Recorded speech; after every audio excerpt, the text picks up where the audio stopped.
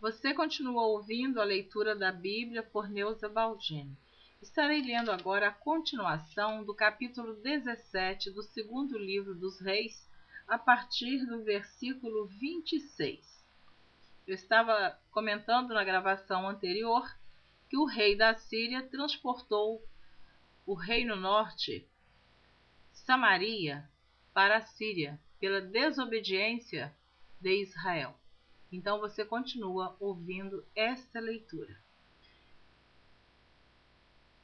Eu vou repetir o versículo 25 do capítulo 17, que por causa desta atitude, deste ato praticado pelo rei da Síria de invadir Samaria, tirar Israel de Samaria e levar para a Síria e trazer para Samaria outro povo, outra gente, Deus enviou leões para destruir este povo. Veja o que é que a desobediência provoca a Deus. Deus verdadeiramente havia avisado ao seu povo que não se misturasse com as outras nações, que não cometessem os mesmos pecados, que eles não adorassem ídolos, e no entanto eles fizeram tudo isto. Então foram tirados da sua terra, do seu país, da sua nação, foram transportados para a Síria, e agora a Síria invade Samaria, e eu vou ler para você o versículo 25, embora já esteja gravado na leitura anterior. E sucedeu que, no princípio da sua habitação ali, não temeram ao Senhor, e mandou o Senhor entre eles leões que mataram alguns deles. Pelo que falaram ao rei da Assíria, dizendo: a gente que transportaste e fizeste habitar nas cidades de Samaria não sabe o costume do Deus da terra, pelo que ele mandou leões entre ela, e eis que a matam, porquanto não sabe o culto do Deus da terra. Então o rei da Síria mandou dizer: leva ali um dos sacerdotes que transportaste de lá, que ele vá e habite lá e lhes ensine o costume do Deus da terra. Agora ele manda buscar um sacerdote de Israel para ensinar o povo a cultuar e adorar a Deus. Veio, pois, um dos sacerdotes que transportaram de Samaria e habitou em Betel, e lhes ensinou como deviam temer ao Senhor. Porém, cada nação fez os seus deuses e os puseram nas casas dos altos, que os samaritanos fizeram, cada nação nas suas cidades nas quais habitavam. E os de Babel fizeram Sucote-Benote, e os de Cuta fizeram Nergal, e os de Amate fizeram Azima. Então esse povo que entrou em Samaria, eles cada um fizeram o seu ídolo, ainda que o sacerdote tinha vindo para Samaria para os ensinar a cultuar a Deus, eles continuaram com os seus ídolos. Então eles não adoraram a Deus como deveriam ter feito. Vamos continuar ouvindo a leitura da palavra de Deus. Eu, quando leio este texto bíblico, eu fico imaginando esses leões entrando em Samaria e devorando o povo. Que desespero que deve ter sido. Às vezes nós não entendemos o porquê que passamos ou sofremos tantas decepções e somos provados. O pecado traz uma consequência terrível. Então, o pecado daquele povo provocou a ira de Deus. Continuando.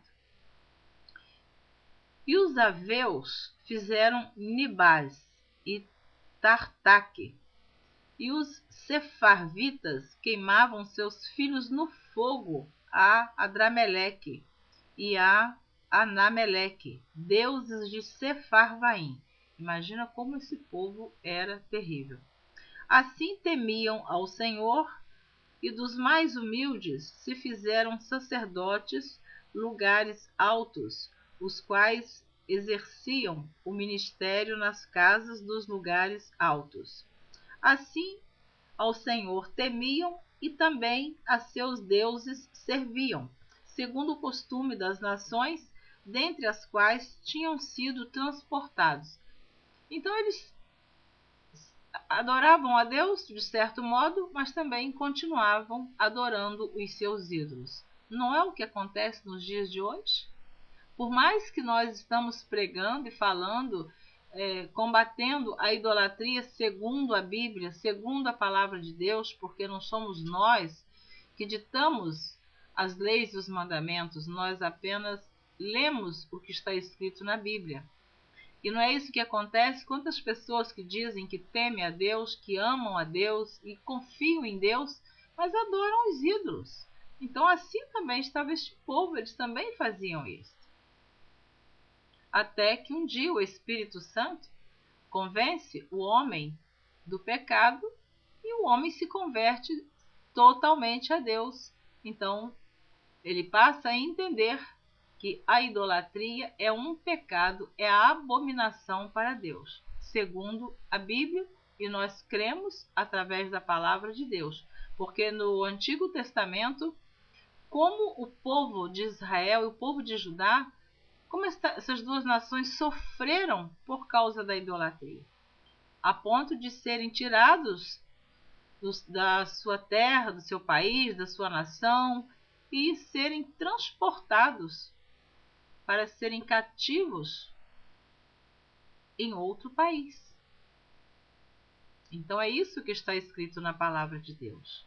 Eu não posso deixar de ler esta verdade para você que está ouvindo a leitura da Bíblia por Neuza Baldini. Assim ao Senhor temiam e também a seus deuses serviam, segundo o costume das nações, dentre as quais tinham sido transportados. Até o dia de hoje fazem segundo os primeiros costumes. Não temem ao Senhor, nem fazem segundo os seus estatutos, e segundo as suas ordenanças, e segundo a lei, e segundo o mandamento que o Senhor ordenou aos filhos de Jacó, a quem deu o nome de Israel.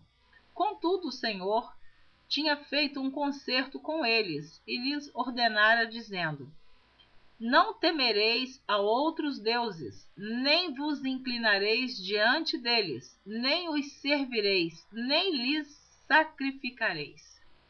Mas o Senhor, que vos fez subir da terra do Egito com grande força e com braço estendido, a este temereis, e a ele vos inclinareis, e a ele sacrificareis. E os estatutos e as ordenanças, e a lei e o mandamento que vos escreveu, tereis cuidado de os observar todos os dias, e não temereis a outros deuses.